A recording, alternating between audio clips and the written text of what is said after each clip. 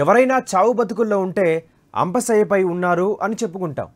మహాభారత యుద్ధంలో గాయపడిన భీష్ముడు తనకిష్టమైన రోజున చనిపోవడానికి బాణాలపై పడుకుంటాడు. ప్రస్తుతం ఏపీ కాంగ్రెస్ పరిస్థితి కూడా అలాగే ఉందని చెప్పుకుంటూ ఉంటాం.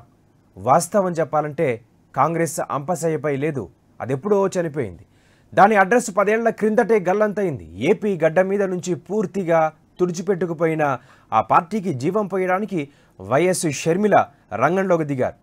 మొన్నటి వరకు తెలంగాణ కోడలి అంటూ హల్చల్ చేసిన రాజన్న బిడ్డ ఒక్కసారిగా ప్లేటు ఫిరాయించి ఆంధ్రాకు వెళ్తున్నారు. రాజకీయాల్లో రంగులు మార్చడం సహజమే అయినా ఏపీ ప్రజలు ఆమెను స్వీకరిస్తారా అనేది పెద్ద ప్రశ్నార్థకం.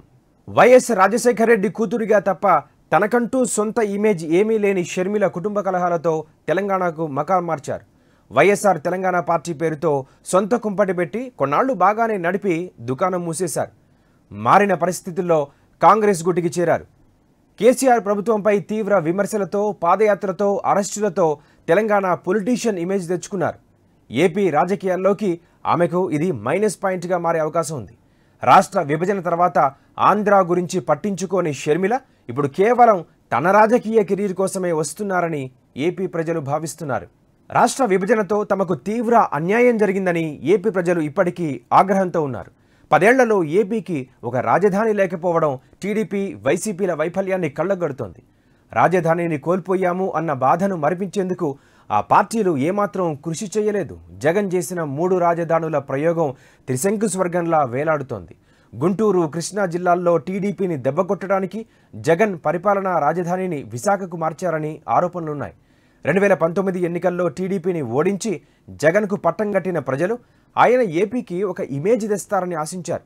ప్రజాకర్షక పథకాలను ఎరవేయడం తప్ప రాష్ట్ర ప్రయోజనాల కోసం ఆయన పాటుపడిందేమీ లేదని విమర్శలున్నాయి. ఏపీకి ప్రత్యేక హోదాను సాధించలేకపోయారు. ఇకపై వచ్చే సూచనలు కనిపించడం లేదు.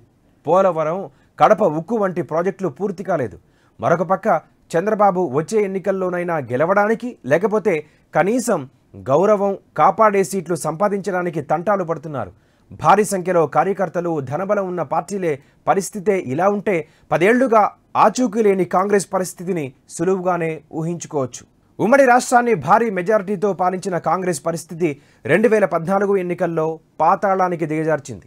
ఒక్క అసెంబ్లీ సీటు కూడా దక్కలేదు. ఆనాటి అసెంబ్లీ ఎన్నికల్లో కేవలం 2.8%, పార్లమెంట్ ఎన్నికల్లో 2.86% సాధించి పరువు పోగొట్టుకుంది.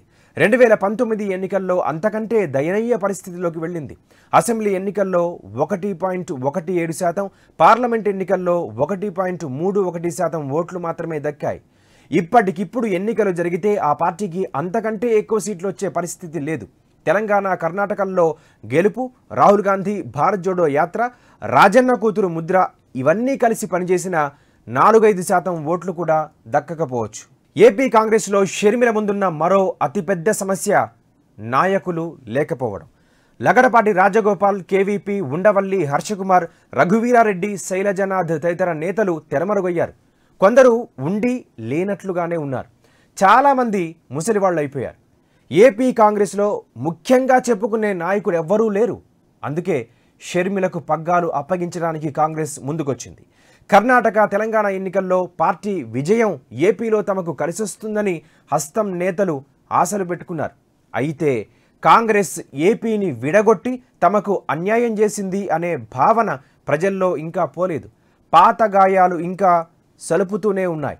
ఇప్పుడు ఏపీ అభివృద్ధే మా ఆశయమని ప్రజల్లోకి వెళ్ళడానికి ఆ పార్టీ నాయకులకే ముఖం ఎక్కడా లేదు.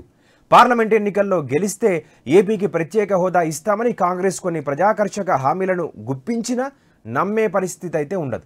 ప్రత్యేక హోదా చాలా సంక్లిష్ట వ్యవహారం కాబట్టే మోదీ ప్రభుత్వం వెనకాడుతోంది. ఇన్ని సవాళ్ల మధ్య షర్మిల వచ్చే 4 నెలల్లో కాంగ్రెస్కు జీవం పోసి 4-5 సీట్లు సంపాదిస్తే అద్భుతమే అనుకోవాలి.